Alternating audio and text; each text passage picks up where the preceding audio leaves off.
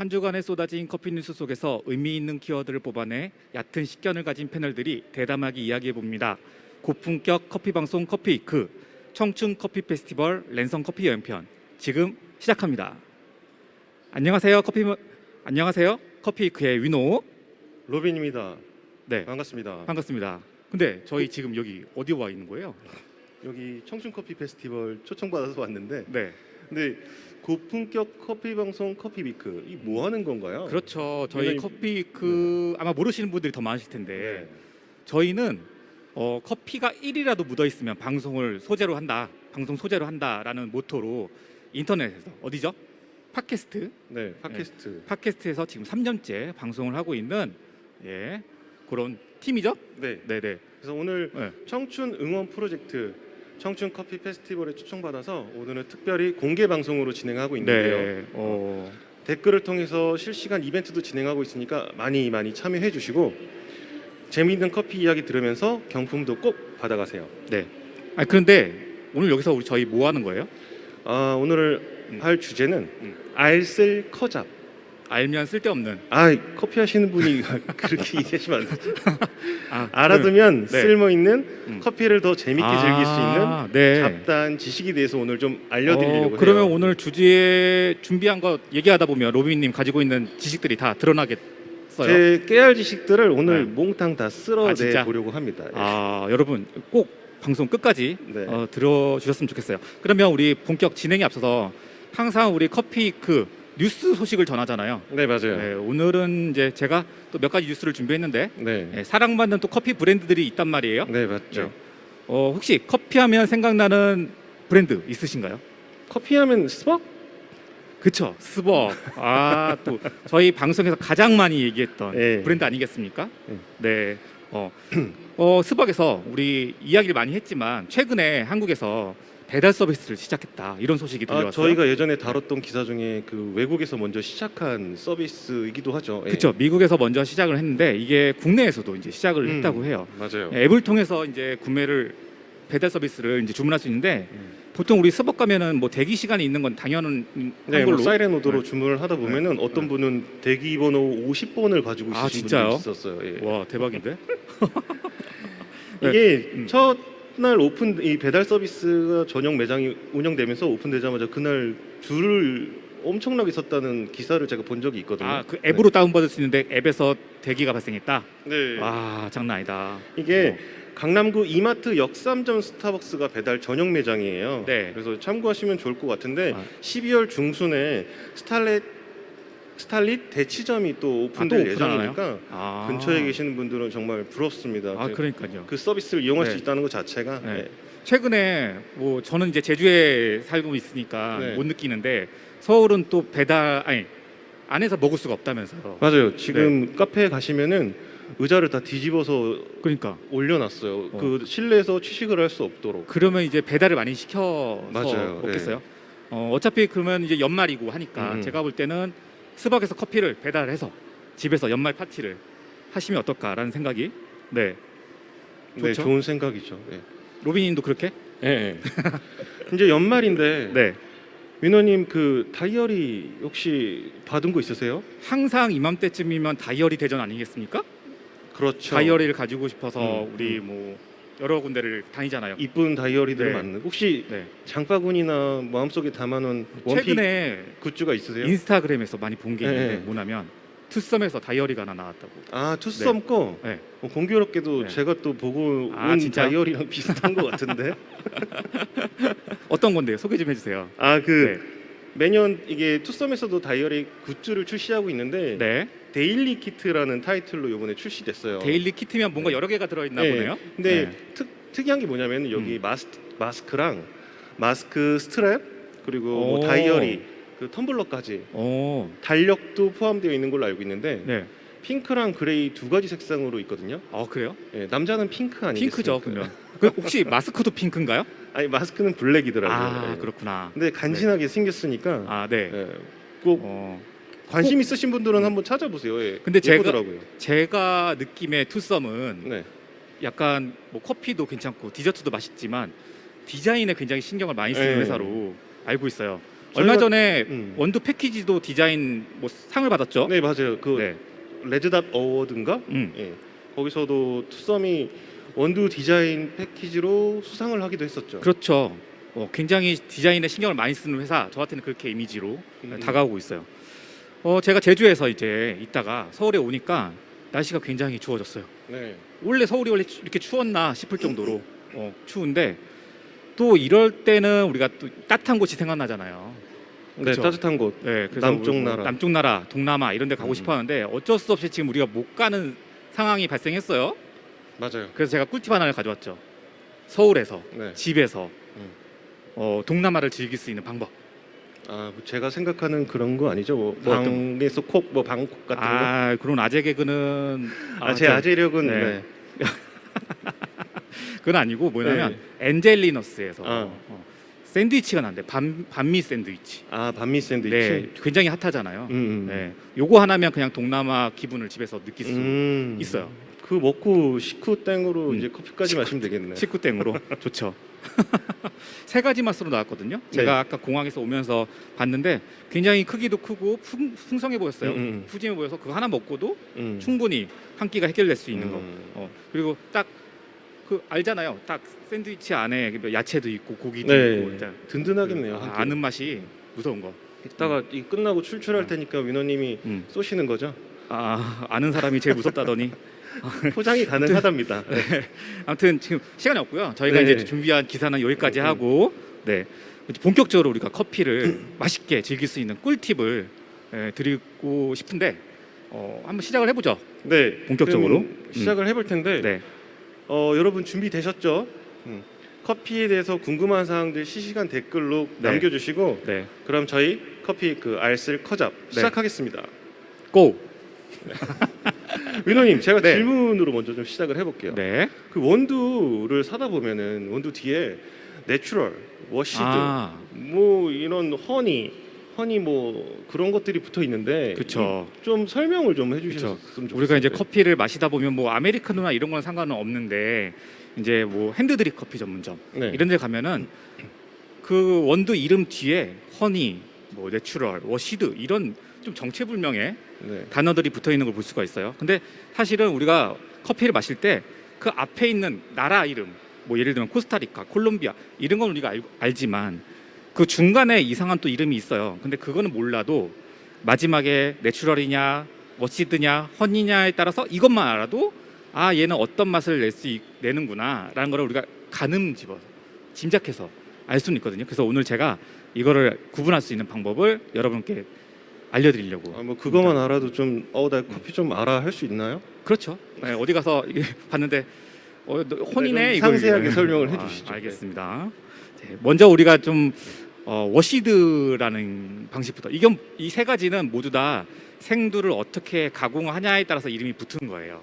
그래서 이제 하나씩 알아볼 텐데 워시드 방식이 있어요. 예, 워시드 방식은 뭐냐면 말 그대로 뭔가 씻어낸다는 느낌이 있죠. 네. 예, 원래 커피는 열매가 어떤 색이죠? 빨간색? 빨간색이죠. 그러니까 껍질이 있고 그 안에 과육이 있고 그 안에 씨앗이 2개가 있어요. 그래서 우리는 그 씨앗을 취해서 볶아서 먹는 거잖아요. 네, 맞아요. 근데 이 씨앗만 빼고 나머지 다 벗기고 다 없애버리고 씨앗만 말려서 물에 씻어서 이제 가공하는 방식이에요. 발효를 시키는 거예요. 물 속에서 24시간에서 48시간 동안 발효를 시키는데 그 방식이 바로 워시드 방식. 근데 이렇게 워시드 방식으로 했을 때의 특징이 뭐냐면 커피가 밝은 산미가 증가해요. 그러니까 생두 자체가 산미를 가지고 있기 때문에 다 씻어냈잖아요. 네. 그렇기 때문에 산미가 밝아진다는 게 특징이 있고 단점이 하나 있어요. 뭐냐면 뭔가요? 이게 씻어내기 때문에 과육이나 이런 걸 다 물로 씻어내기 때문에 물이 오염이 돼요. 더러워지긴 환경 오염을 일으킬 수 있겠네요. 그래서 네. 그런 단점이 있다는 점. 그 대신 이제 흙이나 뭐 모래, 뭐 자갈 이런 건 다 이제 없어지니까 네. 깨끗한 위생적인 결점두가 없다.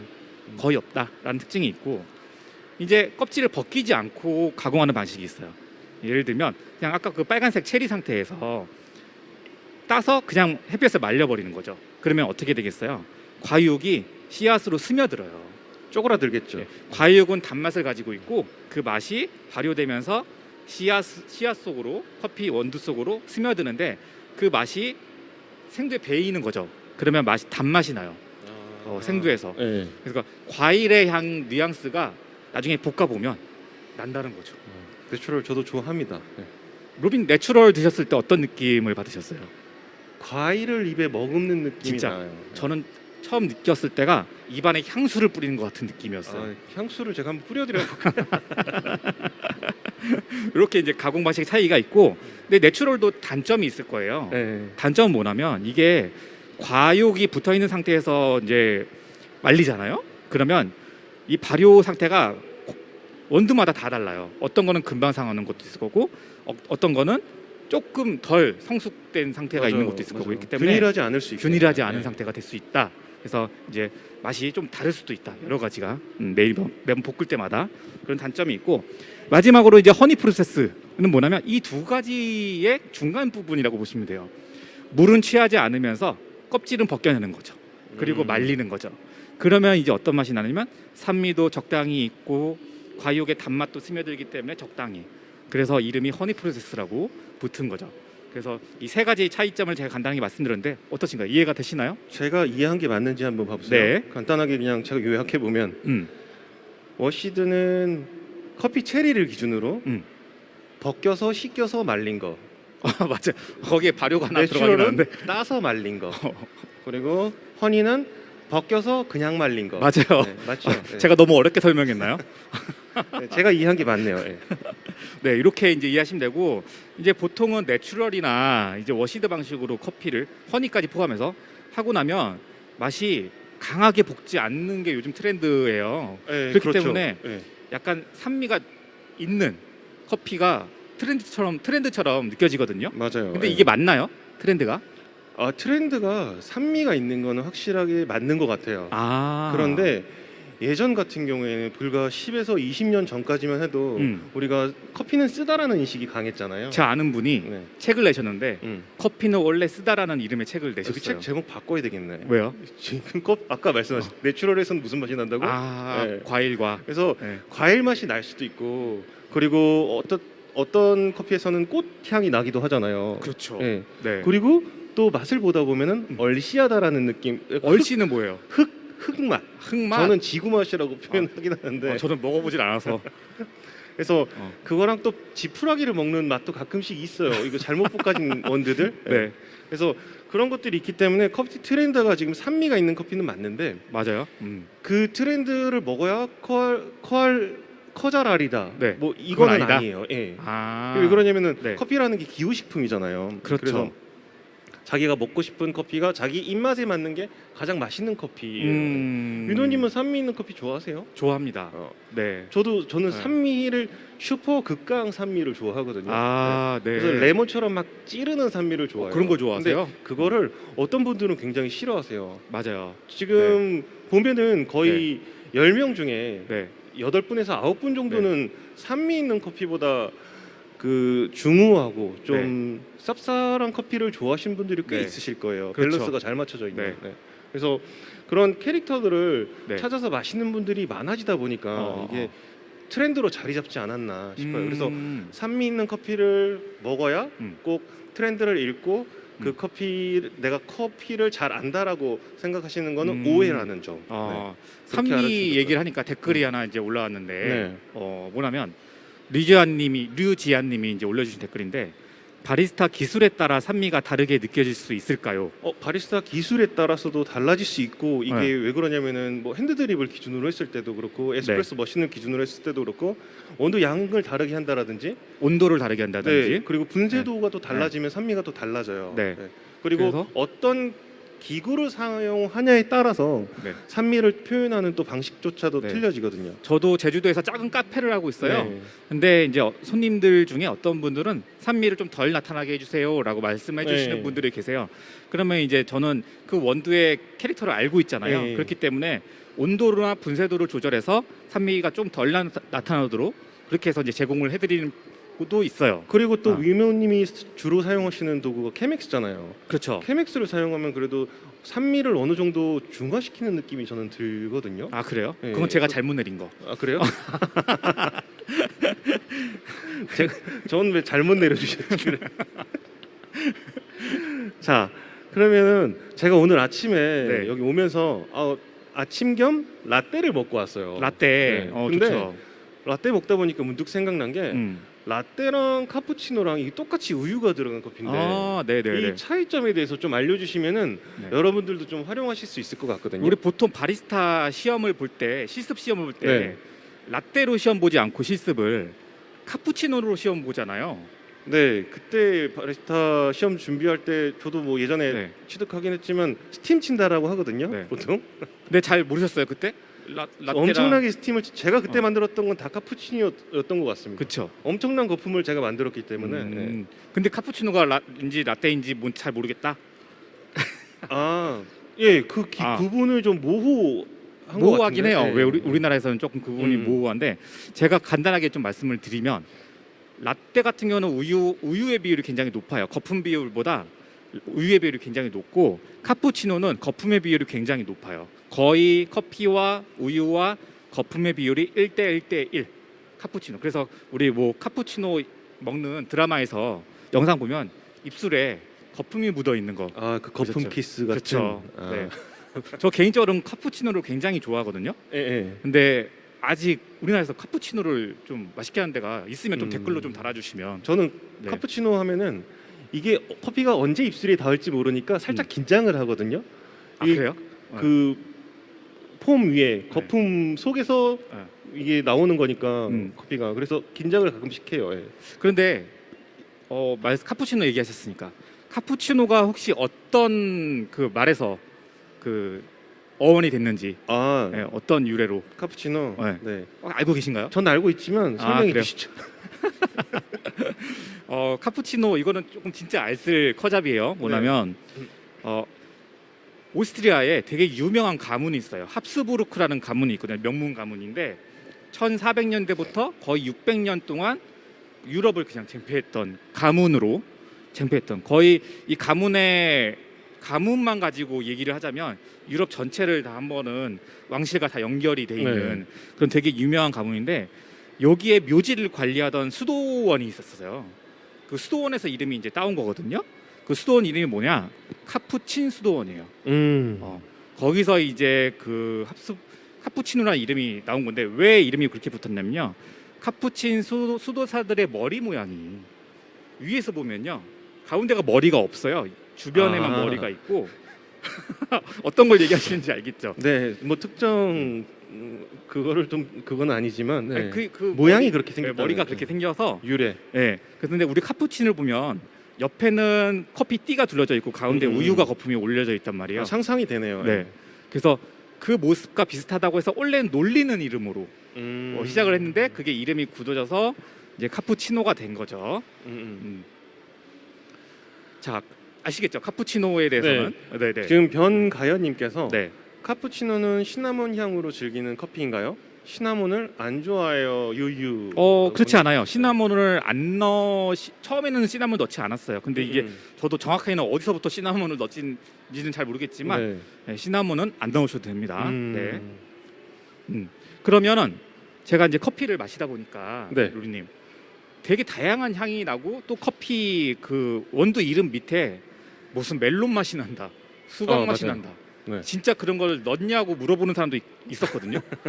근데 커피에서 멜론 맛. 진짜 그런 맛이 나나요? 날 수 있죠. 네.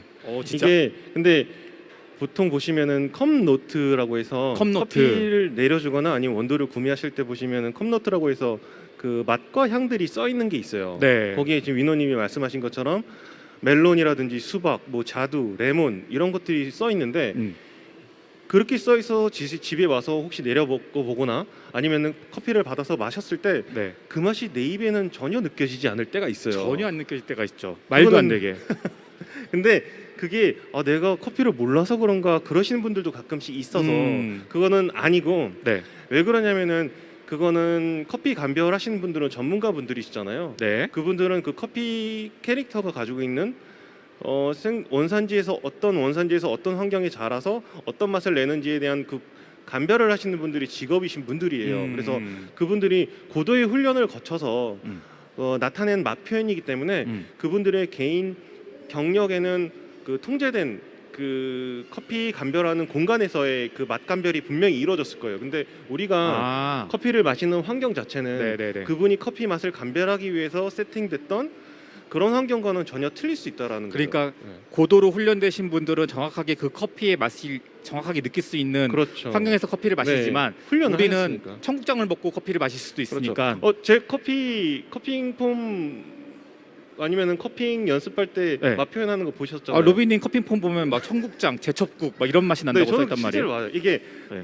컵노트에 표시되는 것 자체가 네. 개인의 경험이다 보니까 네. 저는 뭐 가끔씩 제첩국 또는 된장국 뭐 구운 뭐라 그래야 되지? 스프 스프 냄새도 나고 조미 향도 나고 막 네. 그러거든요. 그래서 그런 내용들을 표현을 하다 보니까 제첩국은 도대체 어떤 커피에서 그런 맛이 나요? 그때 저한테 그러셨잖아요. 제첩국을 끓여 먹어라. 근데 그 약간 쌉싸름한 그 뉘앙스가 있어요. 조미된. 그래서 뭐 이건 제 개인적인 성향이니까 네. 혹시나 제첩국의 맛을 느끼고 싶으시다면 저희 집에 오시면 아 그래요? 초대하는 거예요 지금? 아. 어쨌든 그럼, 고도로 훈련된 상태에서 이제 커피를 마셔서 평가하는 거랑 네. 아닌 거랑은 이제 차이가 있으니까 그래, 차이가 너무 있죠. 걱정하지 마라. 네. 그리고 내리는 도구에 따라서도 다를 거고 그래서 네. 요즘 친절하게 설명되어 있는 컵노트들을 보면은 어떤 도구로 어떻게 통제된 레시피 값으로 내리면은 이런 맛이 날 거다라고 가이드를 해놓은 게 있어요. 그래서 그런 거를 좀 따라 해 보시면은 거기 컵노트에 맞는 준하는 맛을 충분히 느끼실 수 있을 것 같아요. 좋은 것 같아요. 네. 컵노트 이야기 하다 보니까 이게 또 요즘 또 스페셜티 많이 하잖아요. 그쵸. 그래서 이 스페셜티 과연 이게 스페셜티가 뭡니까, 위너님? 스페셜티 보통 우리가 스페셜티랑 커피랑 같이 사용해요. 그래서 스페셜티 커피라고 이제 이야기를 네. 하죠. 하는데 이 단어 자체는 어디서 처음 사용됐냐면 노르웨이의 크누첸이라는 그 여사님께서 처음으로 이 단어를 사용하셨어요. 여사님께서. 네, 여사님께서 사용하셨고 언제 사용했냐면 1974년에 티앤 커피 트레이드 저널이라는 잡지에 한 50년 전에 그렇죠. 거의 벌써 사용한 50년 거네요. 전 네, 이야기인데 거기서 이제 주목했던 건 뭐였냐면 거기서 뭐라고 쓰셨냐면 로빈님 와인 좋아하시나요? 먹는 건 좋아합니다. 네. 와인에 보면은 와인 용어 중에 때루아라는 용어가 있잖아요. 네. 그게 때루아라는 게 제가 정확하게 알지 못하지만 어쨌든 그 포도가 이제 재배가 될 때 생육 환경 같은 그렇죠. 거 아닌가요? 제가 알고 있기로는. 기온, 그다음에 강수량, 땅 상태 이런 거 다 포함되는 걸로 인해서 결국에는 포도의 맛이 난다 뭐 이런 개념이잖아요. 맞죠? 네. 때루아 개념이. 그 때루아 개념을 커피에 최초로 적용을 시켰다고 보시면 돼요. 그래서 결국에는 스페셜티 커피라 하면은 뭐냐면 그 때루아에 맞춰서 그 커피 품종이 가진 원래의 유니크한 커피 맛을 나게 만드는 모든 일련의 활동들을 스페셜티 커피. 비싼 커피가 스페셜티 그런 건 아니네요. 그러진 않아요. 네, 꼭 비싸야 스페셜티 비싼 커피. 스페셜티 커피는 비싸다라는 생각을 가지고 있으신 뭐 분들도 조금 비싸긴 해요. 비싸긴 한데 그래요? 조금 조금 비싸긴 한데 그런데 우리가 그 중요한 게 있어요. 생산지에서만 커피를 잘 생산했다고 그게 스페셜티 커피가 되는 건 아니에요. 이제는 우리가 그 커피가 품종이 가지고 있는 맛을 잘 이끌어냈어요. 네네. 생산지에서. 그러면 로스팅이 굉장히 중요해지죠. 맞아요. 거기서 갑자기 강하게 로스팅을 했다면 네. 완전 태워버릴 정도로 강하게 로스팅했다면 그 맛이 완전히 바뀌어버리는 현상이 거의 그 동일한 맛을 내게 되겠죠. 그렇죠. 거의 대전 네. 그 볶음도를 엄청나게 높이게 되는. 네. 그러면 별로 의미가 없어지잖아요. 맞아요. 우리 스페셜티 커피에 대한. 그렇기 때문에 로스팅 정도를 굉장히 약하게 가는 경향이 있어요. 그래서 로스팅이 낮으면은 그만큼 그 생두가 가지고 있는 맛의 범위들을 많이 표현을 할 수 있어서 그렇죠. 맞아요. 그래서 그렇게 로스팅이 굉장히 중요해지고 음. 그다음에 또 뭐가 중요해지죠? 분쇄할 때. 맞아요. 분쇄할 그라인더. 때 우리 가장 중요하게 여기는 건 뭐냐면 열이 발생하면 안 돼요. 왜냐면 커피 향이 다 날아가니까. 그다음에 분쇄할 때 굉장히 균일해야 돼요. 그래서 그라인더가 비싼 거구나. 그래서 그라인더가 굉장히 중요합니다. 그라인더는 뭐 커피 하시는 분들 중에서 커피 맛의 70%는 그라인더다라고 생각하시는 분들도 많을 정도로 그라인딩이 굉장히 중요하다고 생각하시고요. 그다음에 우리 이제 추출 제일 중요하죠. 네. 추출할 때 그 커피가 가진 원래의 캐릭터를 잘 살릴 수 있도록 우리가 변수들을 통제를 해야 돼요. 네네. 변수가 뭐 있죠? 변수 뭐 물의 온도, 온도, 분쇄도, 분쇄도, 그리고 내리는 시간, 시간. 어, 다양하게 있죠. 요즘에는 교반, 젓는 거, 아, 젓는 것부터 시작해서 또 물을 붓는 거, 바이패스 네. 이런 것까지 다 통제를 하려고 하죠. 그렇게 해서 가장 최고의 커피로 최고의 맛있는 네. 우리 표현하기에는 퍼펙트 컵이라고 해요. 클린 컵, 뭐 그런 클린 컵 거. 말고 완벽한 한 장. 아, 퍼펙트 컵을 만들기 위한 어떤 네. 그런 노력들을 해가는 거죠. 아, 그래서 결국 그런 노력들이 스페셜티 커피로 이어지는 거죠. 그 때로와만 맞췄다고 해서 스페셜티가 그렇죠. 아니라 네, 그 중간 진행되는 그 과정들, 그 모든 프로세서들이 네. 스페셜티에 준해야 스페셜티. 그렇죠. 아. 물론 스페셜티 커피라고 SCA라는 네. 커피 협회에서 스페셜티 네. 커피 협회에서 정의 내려놓은 게 있어요. 그래서 그 점수에 부합할 때 스페셜티 커피라고 부르지만 그 말고도 그 커피를 로스팅하고 내리는 그 일련의 활동들이 다 맞춰주지 않으면 네네네. 그 퍼펙트 컵의 맛이 나오지 않습니다. 네. 네, 이렇게 돼 있고요. 그러면 이제 우리가 스페셜티 커피도 얘기를 해봤고 네. 아까 그 내추럴 뭐 이런 네. 프로세스에 대한 얘기도 해봤고 그러면 댓글 하나 또 읽고 가죠. 저희 네. 예, 이어져 가기 전에 와인 맛 커피는 없냐고 말씀하셨어요. 와인 맛 커피도 있죠. 이게 어떤 느낌이냐면은 제가 느낀, 이건 개인 차가 있어요. 그런데 와인 맛 같은 경우에는 좀 바디감도 좀 표현이 되면서 그 체리의 맛, 자두, 체리, 그런 포도의 맛이 나는 맛의 커피를 와인 맛 커피라고 저는 개인적으로 표현을 하긴 하거든요. 네, 그래서 얼마 전에 제가 준비했던 커피 예능이 있어요. 뭔데요? 거기서 또 와인병에 또 생두를 넣어서 다양한 원두를 볶았던 적이 있어요. 그게 진짜 와인 맛 커피라고 또 커피네. 표현을 하긴 하는데 예. 지금은 또 집에 또 와인 속에 생두가 절여지고 있거든요. 네, 이거는 여기서 지금 최초 공개하는 건데 예. 그래서 와인 맛 커피가 있습니다. 그래서 그런 컵노트에 와인 맛이라고 써 있는 것들을 한번 찾아보시면 정말로 와인의 맛이 나는 커피가 있다라는 거. 보통은 무산소 형태로 발효를 시킨 커피들이 네. 와인하고 좀 비슷한 뉘앙스를 줘요. 그래서 뭐 예를 들면 콜롬비아 핑크 버번 무산소 내추럴 이런 커피를 한번 찾아서 드셔보시면 야 이거는 거의 뭐 와인 같은데? 콜롬비아 핑크 보본 무산소 내추럴 하나 그거죠? 네네 기억하는 거 너무 그거 하나. 길어서 여기 내추럴이 들어가 있네요. 네, 무산소 내추럴. 윤호님 혹시 20대 청춘 시절에 좋아했던 커피가 있으셨어요? 지금 시절? 네, 이게 지금 눈유님께서 질문을 주셔서 아이디가 힘드네요. 뉴님. 네. 뉴님 이거 네. 아니에요? 제가 좋아했던 커피요. 네. 저는 뭐 아메리카노, 뭐 바닐라 라떼 다 좋아했지만 네. 저는 핸드 드립을 조금 더 좋아하는 편이었어요. 그래서 에티오피아 예가 제프. 저는 그 군고구마 향이 너무 좋더라고요. 아시죠? 네. 그냥 군고구마를 한 입 베어문 듯한 그런 느낌. 또 이제 또 네티즌 수사대들이 또 찾기 시작합니다. 군고구마 커피. 군고구마 커피. 군고구마랑 커피랑 같이 먹으면 군고구마 커피가 되는 거 아닌가요? 그런가요? 이거 참... 근데 저희가 20대처럼 안 보이나 봐. 그런가요? 로빈님은 좋아했던 커피가 뭐였어요? 저는 정말 물처럼 마셨었어요, 커피를. 근데 20대와 지금을 비교해 보면은 지금의 제가 마시는 커피는 엄청 진하게 마시거든요.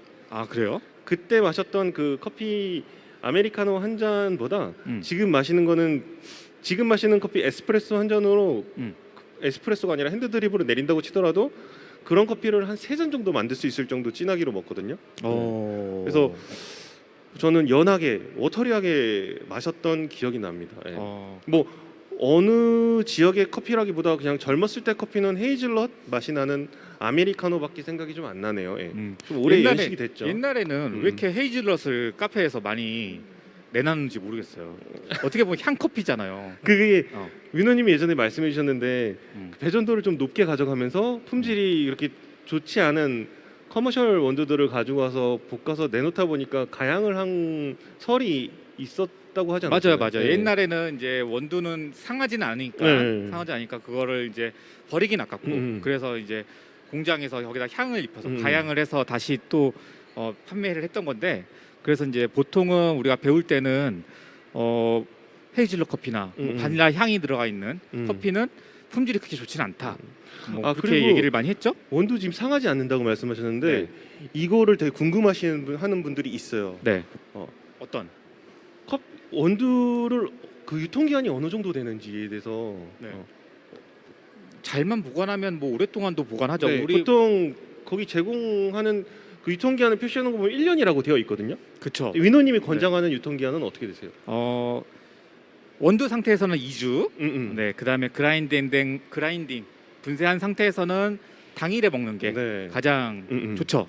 네, 신선한 커피. 그렇죠. 네. 근데 우리 원두 봉투에는 네. 1년까지. 네. 네.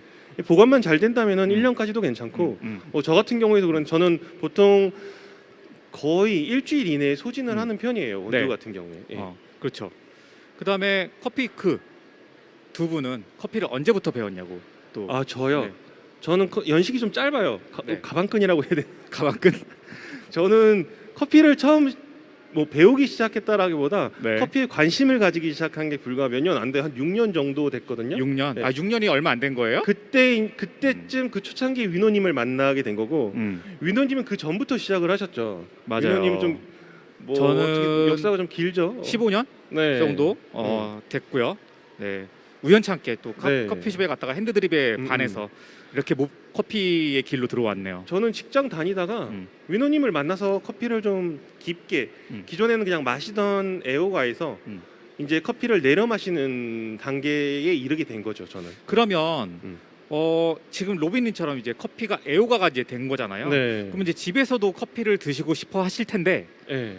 홈카페 어떻게 하면 좀 쉽게 우리가 근데 시작할 수 있을까요? 저는 이 홈카페의 정의를 음. 가볍게 좀 정의하고 싶어요. 가볍게 네. 어떻게? 집에서 맥심, 카누 그렇죠. 이거랑 컵만 있고 뜨거운 물만 있으면 그게 바로 홈카페가 되지 않을까 하거든요. 어떻게 보면 그럼 우리나라 국민 네. 모두가 다 홈카페를 네. 가지고 있는 거? 모두 다 공유가 될 수 있는 거죠. 아. 근데 이렇게 하면 좀 재미없잖아요. 좀 제대로 근데 하고 싶다. 그 타먹는 스틱커피뿐만 아니라 핸드드립을 하고 싶은 분들도 분명히 있을 거예요. 근데 맞아요. 뭐가 필요하냐? 음. 도구를 다 준비해야 되냐? 바리스타 키트 뭐 이런 것들을 다 준비해야 되냐 하시는 분들이 있는데 네. 그런 거보다 그냥 드리퍼 하나만 있더라도 음. 뜨거운 물 그냥 부어서 바로 내려 먹을 수 있는 컵만 세팅되어 있어도 그게 바로 홈카페가 될 수 있을 것 같아요. 금액으로 치면은 어느 정도? 드리퍼 저렴한 거 그냥 사면은 뭐 천냥 하우스 같은 데도 있을 다이소 뭐 그런 데도 있을 거고 네. 그래서 10,000원 미만으로도 충분히 세팅 가능하거든요. 네. 비싼 거 처음에 시작하지 마시고 네. 저렴한 걸로 시작하시면 좋을 것 같고 네. 요즘 또 코로나 때문에 그렇죠. 집에 뭐 재택근무하시는 분들 그리고 온라인으로 강의 받으시는 그런 청춘들이 되게 많으실 거예요. 네. 방콕 하시는 분들. 네. 그래서 이런 분들이 커피 한 잔으로 조금 집에서 좀 위로를 받았으면 좋겠다는 생각을 해요. 네. 꼭 드립이 아니더라도 네. 우리 뭐 캡슐이라든지 캡슐 커피가 커피 종류가 너무 많아서 그렇죠. 뭐 드립백이 될 수도 있고 요즘 또 편하게 나오는 제품들이 꽤 많이 있어서 그 중에 혹시 위노님이 홈카페를 하신다면 추천해주고 싶은 저는 도구가 물론 있을까요? 제가 좋아하는 케맥스라는 도구가 있어요. 아, 네. 그거는 이제 드리퍼와 서버가 하나로 돼 있는 이제 형태의 도구인데 여러분 찾아보시면 케맥스라는 도구가 있는데 굉장히 예뻐요. 모양 자체가 예쁘고. 네, 그거는 네. 화학 그 실험 도구처럼 생겼죠. 네네네. 개발자 자체가 독일의 화학자분이 화학자가 개발- 네. 이제 발명한 건데 그걸 내리면 이제 누가 내려도 맛있는 커피를 만들 수가 있어. 맞아요. 제가 이제 가르칠 때 그렇게 가르쳐 드리는데 네. 예, 재현성이 굉장히 좋아요. 아 그러면 그러니까- 그거만 있으면 나도 바리스타, 그렇죠. 홈바리스타. 예, 원두만 조금 좋은 거 우리가 생각할 때는 원두는 조금 신선한 걸로 네. 예, 구매를 하시라고 좀 말씀을 드리고 네. 박채원님께서 네. 질문을 하나 주셨는데 홈카페 캡슐 머신 커피는 괜찮나요? 두 분도 저 좋아하시나요? 엄청 좋아합니다. 네. 제가 아직도 잊지를 못하는 게 있는데 뭐냐면 예전에 한참 커피 배울 때 캡슐 커피는 신선한 게 떨어지지 않아 이렇게 생각하고 안 마셨어요. 네. 근데 어느 날 네스프레소 친구가 사가지고 그거를 한번 우리가 같이 먹어보자 해서 모여서 먹어봤는데 신세계가 펼쳐지는 거예요. 아니 커피에서 왜 이런 맛이 나지? 너 잊을 수가 없어요. 약간 뭔가 깨우침을 얻는 순간이었어요. 그 순간이. 그래서 그 뒤로 저도 이제 캡슐 머신 집에 한 대 들여놓고 지금도 잘 사용하고 있죠. 네. 캡슐 머신은 저도 지금 캡슐 캡슐 머신을 산지 1년 남짓 됐는데 이거 정말 신문물이에요. 저도 기존에 저도 캡슐 머신으로 마시는 커피는 맛이 없다라는 고정관념을 가지고 있었거든요. 네. 그런데 정말로 마셔보니까 이 커피에서 이 캡슐 머신에서 나오는 커피로도 다양한 맛을 낼 수 있구나. 음. 그리고 가끔씩 핸드드립으로 먹다 보면은 제가 아까 진한 커피 좋아한다고 했잖아요. 에스프레소 머신으로 내린 커피가 먹고 싶을 때 캡슐 머신만 있으면은 좋죠. 집에서도 에스프레소처럼 커피를 마실 수 있어요. 제가 뭐 간단하게 레시피 하나 알려드리면은 이것도 레시피가 있어요? 위노님이 알려주신 건데 캡슐 머신에서 에스프레소로 내린 그 원액에 각설탕 2개를 한번 넣어서 마신 후에 나중에 수저로 그 녹아 있는 설탕을 드셔보시면은 이거는 정말 세상 달콤한 그쵸. 커피가 있을 수 없어요. 그게. 에스프레소를 맛있게 마시는 법에 대해서 지금 말씀을 주신 거네요. 그러니까 그걸 집에서 마실 수 있다라는 거가 그쵸. 너무 매력 있더라고요. 에스프레소를 맛있게 마시는 법에서 말씀 주셨으니까 네. 제가 정확하게 좀 말씀을 드려볼게요. 예. 네네. 먼저 에스프레소를 우리를 잘 안 마시잖아요. 근데 네, 많이 안 마시긴 하죠. 많이 쓰고 하니까 근데 이렇게 마시면 되게 맛있게 드실 수 있어요. 에스프레소를 우리가 보통은 3번에 훌짝훌짝해서 마셔라 라고 얘기를 해요. 근데 설탕을 타는 거예요. 근데 섞지 마세요. 섞지 마시고 마시는 거예요. 네. 그러면 이제 첫 잔은 굉장히 써요. 첫 입은 모금은 굉장히 쓴데 두 번째 모금에서는 살짝 단맛이 이제 돌아요. 네. 그러면 약간 몸에서 흥분이 돼요. 다음 거는 기대가 되잖아요. 이게 위너님은 술을 좀 안 드셔서 제 술 얘기해서 좀 죄송하긴 한데 네네네. 고진감래주라는 게 있거든요. 네. 그거랑 약간 고진감래주? 비슷한 그게 것 같아요. 어떤데요? 나중에 알려드릴게요. 그래요? 그래서 마지막 잔이 네. 굉장히 달아요. 그러면 다음 에스프레소가 또 기대가 돼요. 그렇게 해서 에스프레소에 빠지는 거거든요. 그러면 한동안 헤어나오지 못합니다. 너무 맛있어요. 자, 로비님, 안순기님께서 제일 맛나게 마신 캡슐은 뭔가요? 이 브랜드를 얘기를 해도 되나? 저 같은 경우에는 네. 단맛이 나고 좀 산미 있는 걸 좋아하다 보니까 뭐 네스프레소라든지 이런 캡슐 머신 일리 뭐 이런 회사들에서 나온 것들 중에 있는 건 아니고 폴바셋에서 만든 구찌로 만든 캡슐이 있는데 거기서는 산미가 올라오면서 달달한 맛도 나는 캡슐 커피가 있어요. 그래서 그 커피를 전 즐겨 마십니다. 예. 요즘은 캡슐 커피들도 네. 종류가 굉장히 다양해져서 오렌지 맛이 올라와서 제가 좀 요즘 즐겨 마시는 캡슐 중에 하나예요. 예. 요즘은 보니까 또 커피가 아닌 티도 맞아요. 캡슐로도 나와서 보리차도 있고요. 네. 히비스커스 차도 네. 그런 형태로 또 제조가 가능해요. 그렇죠. 그리고 또 집에서 만들 수도 있지 않아요? 맞아요. 네. 그 키트가 떨어 있어서 그거는 재활용 가능한 이게 환경 오염을 혹시 생각하신다면은 그런 부분에 동참하실 분들은 재활용할 수 있는 걸로 사용하시면 좋죠. 네. 음. 뭐 네스프레소 쪽에서도 이것도 수거하는 프로그램이 또 있잖아요. 그쵸. 맞아요. 캡슐을. 네. 그래서 그걸 또 다시 사용하는 걸로 알고 있는데. 네. 마지막으로 로빈은 홈카페 할 때 또 뭐 이런 거 하면 좋겠다. 뭐 저는 기준이 하나 있습니다. 홈카페는 내가 편히 앉아서 마실 수 있는 공간이 꼭 있어야 된다고 생각을 해요. 그래서 그 앉을 수 있는 공간, 그리고 사색할 수 있는 공간, 그리고 음악을 좀 들을 수 있는 그런 나만의 휴식 공간이 있다면은 그게 나만의 휴식 공간이 되지 않을까. 지금 아마 이 시기하고 굉장히 잘 맞아 떨어질 것 같아요. 위노님은 저는 홈카페 가장 중요한 요소는 가장 나의 평안한 시간과 그 다음에 가장 좋아하는 사람들과 함께 커피를 했으면 좋겠다. 되게 기분이 슬픈 상태에서 커피를 마시면 너무 속상할 것 같아요. 저 지금 이것 때문에 좀 슬퍼요. 그런가요? 그래서 홈카페를 좀 즐겁게 재미있게 좀 즐기셨으면 좋겠고요. 저희가 이제 벌써 끝날 시간이 다가왔어요. 아쉽게도 시간이 그냥 금방 가네요. 금방 가네요. 그러니까. 뭐 저희 간단하게 긴장하면서 시작했는데 모두 그 유익한 시간이 되셨겠죠? 네. 이 시간 이후에도 저희가 이제 준비한 프로그램들이 많이 있어요. 그래서 많은 관심 부탁드리고요. 저희 커피위크 많이 시청 또 응원 부탁드리겠습니다. 커피위크는 매주 유튜브랑 팟캐스트에서 여러분들을 찾아뵙고 있으니까 많이 찾아주시고 지금까지 커피위크 로빈, 저는 위노였고요. 저는 로빈이었습니다. 감사합니다. 감사합니다.